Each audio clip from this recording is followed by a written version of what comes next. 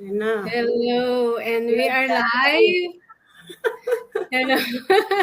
Hello, Good Jimmy. evening. Good evening. Good Good evening to evening. you. Kumusta? Okay naman nawanan Diyos. So, it's Friday today.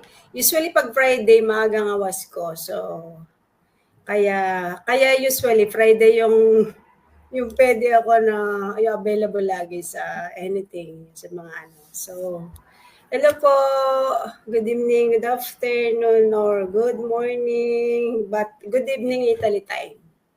Yes. So, Hello everyone, I'm Juvie. I'm so excited. As you all see, meron akong special guest na ma-inspire kayo sa kanyang istorya. Siya ay isang ina, supportive wife, at siya ay dental assistant and profession. At despite of that, na napakarami niyang ginagawa, she start to have her own digital online, and she is a woman of strength. Determinado po siya, maasahan, masigasig, at talagang determinado na magkaroon ng better life. Kaya niya inumpisahan ang business na ito. So, gusto kong makilala natin siya ng mas malalim dahil interesado ako doon, dahil ako hindi rin masyadong alam ng ang kanyang background, dahil siya po ay nakilala ko through this online business, and I'm so happy that I meet her. She is one of my inspiration to go forward and not giving up with this business. So, let's welcome my guest. It's Rosalie.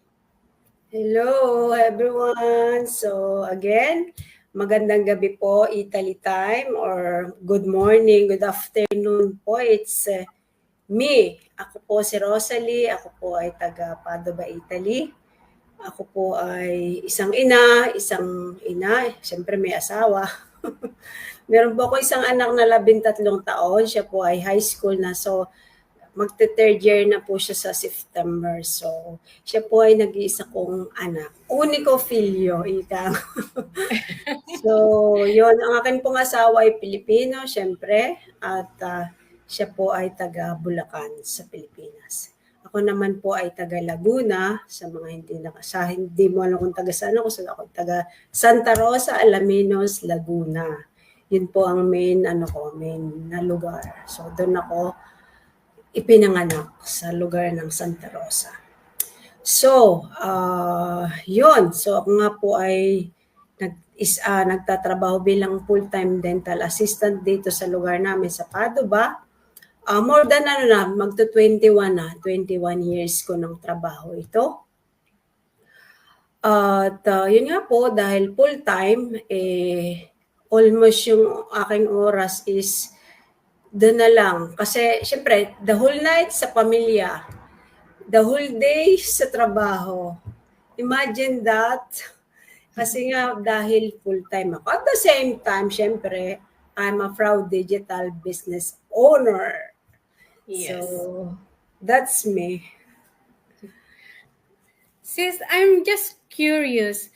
Dahil dito sa Italia, sa totoo lang, kahit professor ka sa Pilipinas, kahit may natapos ka, maestra o kung ano man, kasi almost lahat naman ng mga Pilipino na nandito na nagtatrabaho bilang isang family assistant, ikaw ay nagtatrabaho bilang assistant ng dental assistance.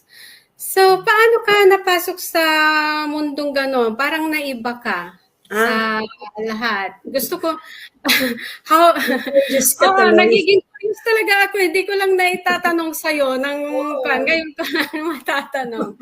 So, can Pwede you, naman magtanong. kwento mo nga kung Sige, paano? kwento ko yan.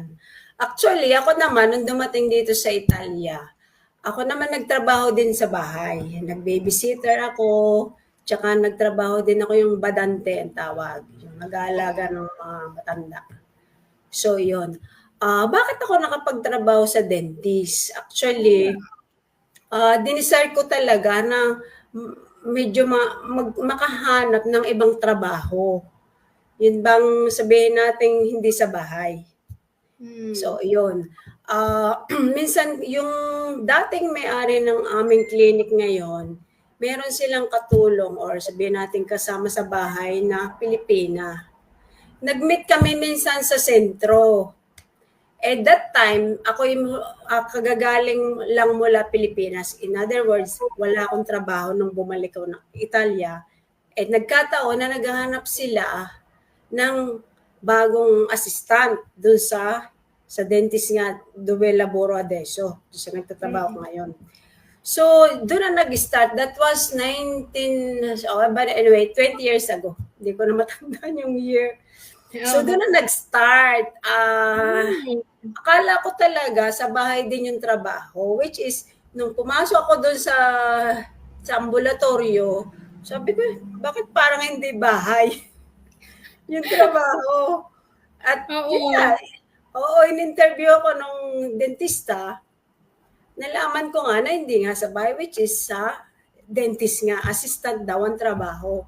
Sabi ko, teka, wala akong alam dito, hindi ko to alam, wala akong background, hindi ako nag-aral ng about dentist, assistant, wala akong any ideas kung ano yung ginagawa ng assistant.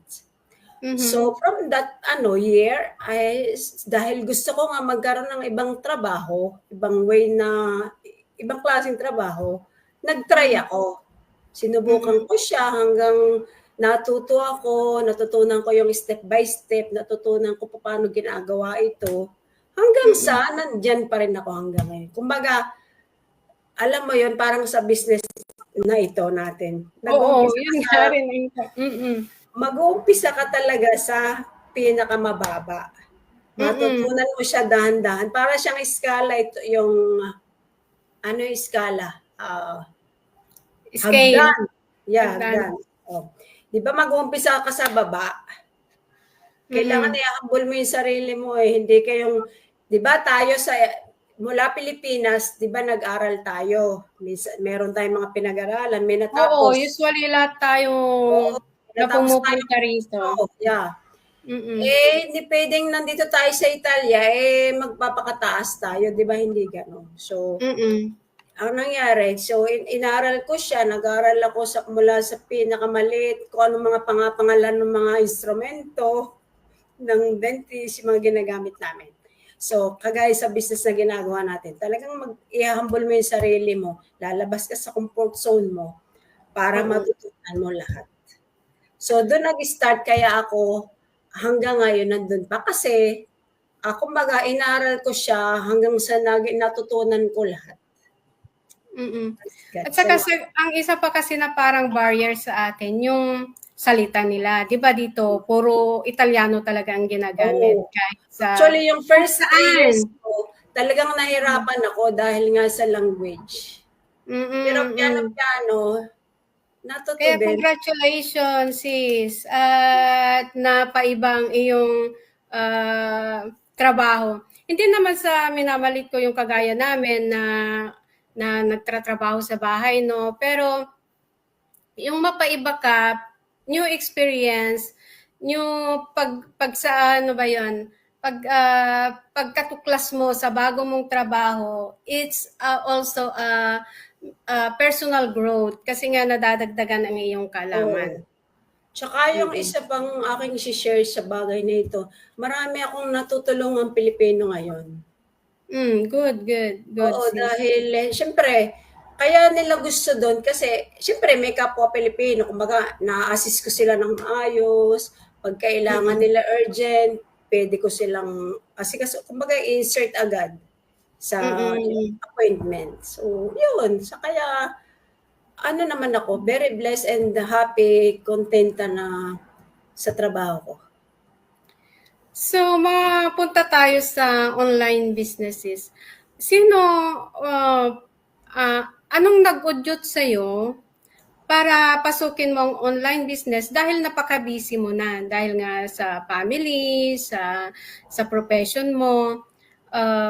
Anong nag-udyot sa na at napasukin ang online business despite your very busy life? Actually, napakaganda yung tanong mo sa akin na yan. Alam mo kasi, alam mo yon yung every routine mo na lang na parang, ito na lang ba? Yung ilang years ko na kasi itong ginagawa, yung routine ko parang, ganun na lang yun, yung sweldo mo, doon na pupunta, halimbawa, kumbaga, naka-ano na yan, naka-budget na, pero ganun lang yun. Sabi, doon talaga nag-start. Why? Ako ay nag-desire, nag-pray na talagang merong, kung pwedeng merong, kasi na pwedeng pasukan, na pwedeng hindi aalis sa trabaho. Doon nag-start ako. Kasi, alam mo yun, parang habang buhay na bang gano'n rin? Diba yung mga question natin? I'm sure, siguro nagtanong ka din yan. Tama ka dyan. Ganon din ako. 25 years na akong katulong. Ganito na lang ba akong hanggang tatanda ako? Imagine. Oo, tama ka sis. Oo. So, kung kasi mapapaisip ka talaga na, paulit-ulit na lang na gano'n, ay tatanda na tayo na gano'n. So, what if, kaya nga ako nag-decide, nag-pray na meron palang pwedeng maging way, di ba? Way out para magkaroon ng changes, di ba, ang ating buhay. Magkaroon ng changes yung ating routine sa ating trabaho. So, ito na nga yun. Kaya pumasok si online business. Oo, nakakakuan na rin. Kasi nga kanya-kanya nga tayo ng mga nararamdaman, mga kanya-kanyang trabaho. Pero darating talaga yung parang maiisip mo na ganito na lang ba talaga ako? Ganon. Yeah. Kasi dumating na rin ako sa puntong ganyan nga na ganyan ang naisip ko. So, sa pagiging...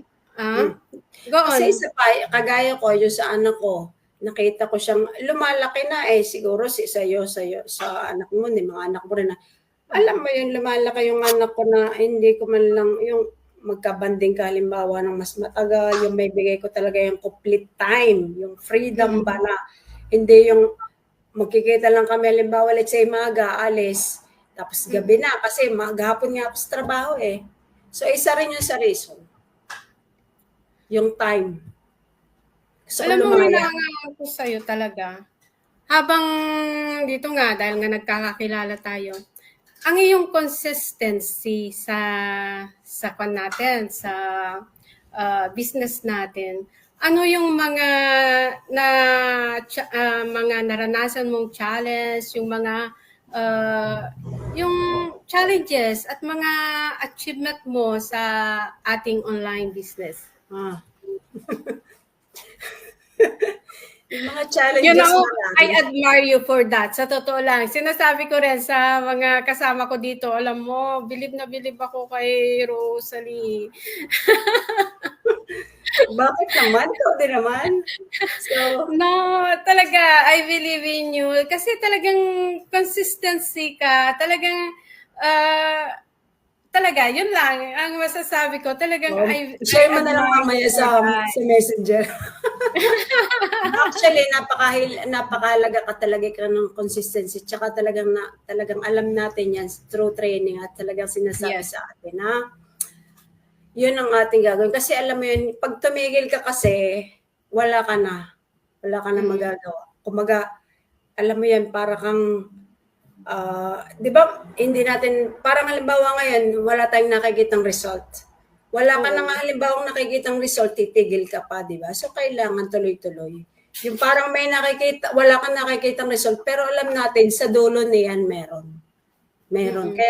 Kaya nga lagi natin sinasabi, we keep going, yung wag nating hayaan na yung kasi minsan may nararamdaman tayo, halimbawa parang gusto natin mag-give up, parang gusto nating kung ano man, hindi dapat natin yun ipasok sa ating mga isip. Hindi dapat natin siya ano yun, i-allow na siya yung manguna sa atin. Sa tuloy lang, tuloy-tuloy lang yung ating ginagawa. Kasi meron niyang ibubunga. Di ba, nagtatanim tayo ngayon di ba? So, Oo. alam mo naman yung mga buto. Di ba, pag Mm. tayo, although sadya namang pag nagtanim ka, minsan, mabilis ang bunga niya. Pero Mm. meron din yung minsan na talagang mabagal. Mm. Sa alin bang gusto natin? Yung sobrang bilis tapos biglang babagsak. Doon na lang tayo sa dandahan. Na talagang dire-diretso yung yung success. Oo nga, tama ka diyan. Yun nga rin ang nagiging, isip natin, sa positive mind natin na kailangan nating, pagtiyagaan, aralin ang ating business. Sa umpisa lang naman na parang napakahirap, pero 'pag nasa align na siya parang bilis naman na nating matutunan yung mga iba pa. Pero alam ko na marami pa rin tayong dapat na malaman. So, sinong nagbibigay sa'yo ng motivation to do this? Your biggest why? Oo. Ang biggest why ko, syempre ang aking pamilya. Aking asawa, ang aking anak. Kumbaga, may time na yung parang, as in, naramdaman ko talaga yung parang ayoko nang magtuloy.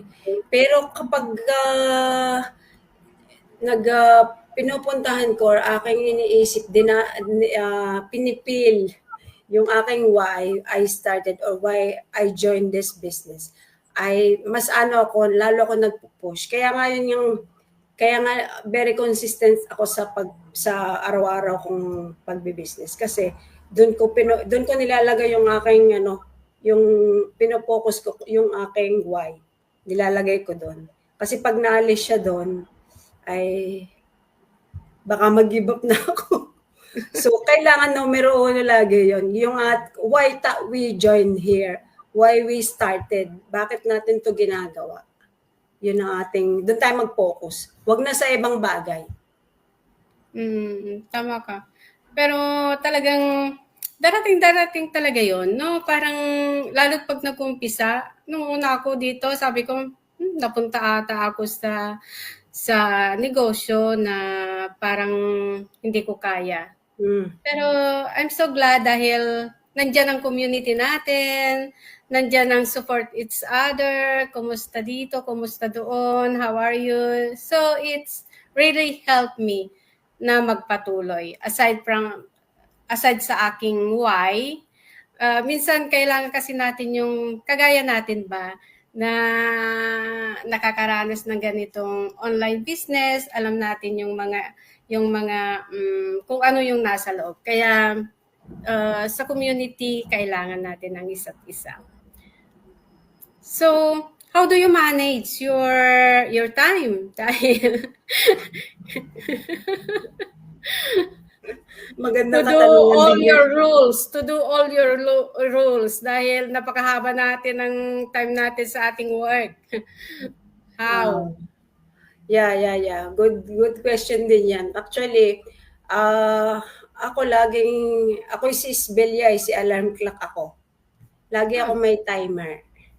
Everything na ginagawa ko, or meron akong notes na tinatawag, nakaset doon yung, sabihin natin naka-journal siya, naka-align doon yung anong oras ako dapat babangon kasi gagawin ko ito.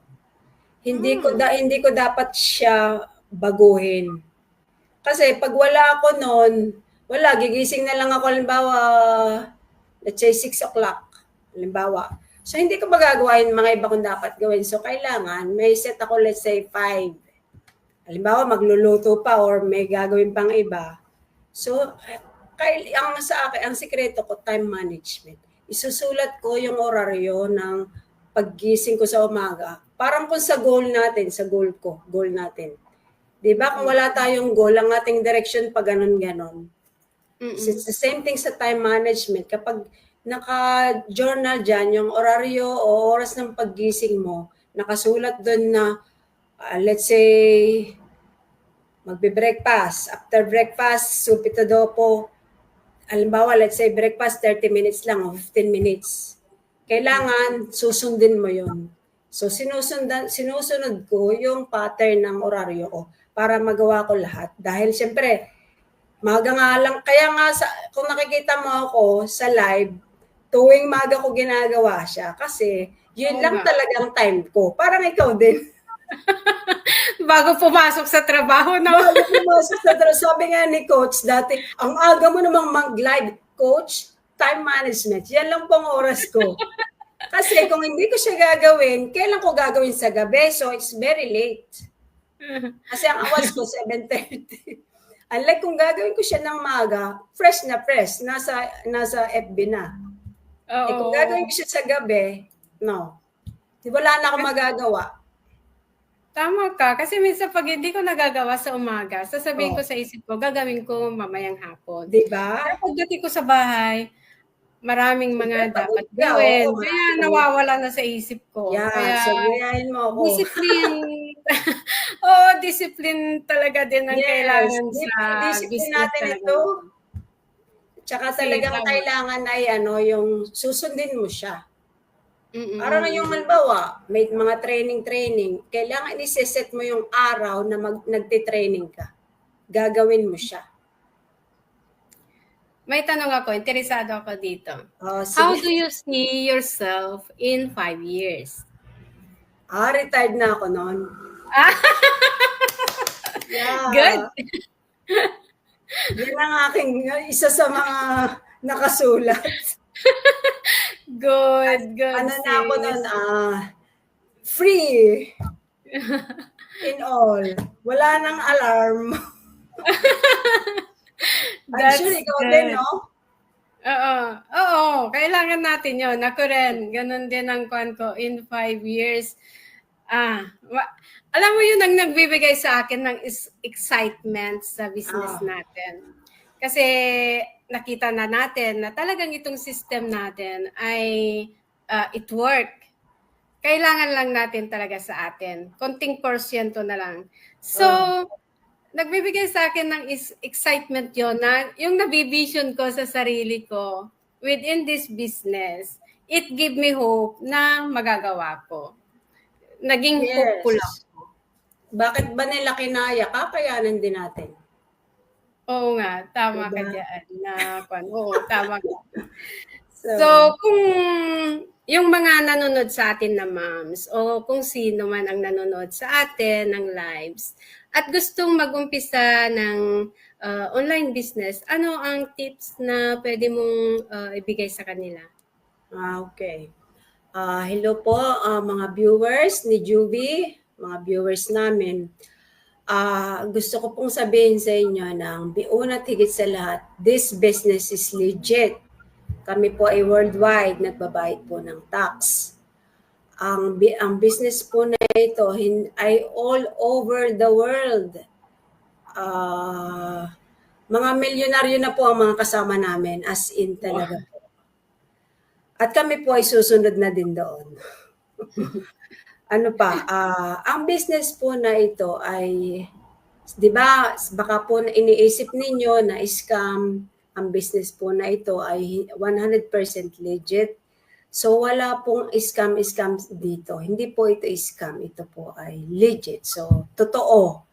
Kami po ay mga totoong tao. Kami po ay kahit research nyo pa kami, may mga pages kami, meron po kaming mga website. So mag-register lang po kayo kay Juby, sa akin, sa amin. At makikita niyo po ang aming business. So hindi po kayo kailangang kung kayo po ay natatakot na baka maloko kayo, marami kasi nga yung manloloko talaga. Ay wag po kayo mag-alala sapagkat kami po ay mga totoong tao. Hindi po kami fake. So, wag po kayo mag-alala. Although, kami naman po ay naranasan din namin kung ano yung naranasan ninyo ngayon na natatakot or skeptical. Kasi marami ngayon mga skeptical Wala lang, nakakita ng mga ads sa Facebook or kung saan, skip agad, hindi man lang pinapanood yung video. What if Be inspired po dahil ito po'y totoo, hindi po namin kayo niloloko. Kaya be inspired lang po sa aming maiksing kwentuhan ngayong gabi. At ang tama pong gawin ninyo is mag-register po kayo sa website ni Juby. Ito po, www.jubyseason.com. At makita po ninyo na ang business po na ito ay tunay. Ma-inspired po kayo. At ang lahat po ay nag-uumpisa sa mindset. So, kung ang iniisip po ninyo, ang pinapapasok po ninyo sa isip ninyo is mga contrary sa sinasabi namin, ay baguhin na po ang mindset ninyo. Baguhin na po ninyo yung mga ipinapasok nyo sa isip nyo. Kasi kung hindi po kayo mag-action ngayon or kung hindi po kayo mag-iisip-isip ngayon, kailan pa, di ba? So, baka abutin na po kayo ng pagtanda dito or saan mga lugar kayo nandun ngayon. So, be inspired po. God bless us all. Thank you so much, Rosary. Thank you sa ibinahagi mo, sa ikwento mo, sa mga inspiration na ibinigay mo sa ating mga viewers. Thank you so much sa mga natutunan namin sa iyo. At ako'y nagpapasalamat at binigyan mo ako ng pagkakataon na ikaw ay makasama sa aking live. Thank you so much. At kung sino man po ang gusto na mag-start ng online business at di nyo alam kung paano mag-start, mag-message lang po kayo at kayo po ay aming tutulungan. Maraming salamat, Rosalie, at God bless you. God bless. God bless you Good night. more. Thank you. Thank you. Bye-bye. Thank you Ciao. po. Ciao. Thank Ciao. you.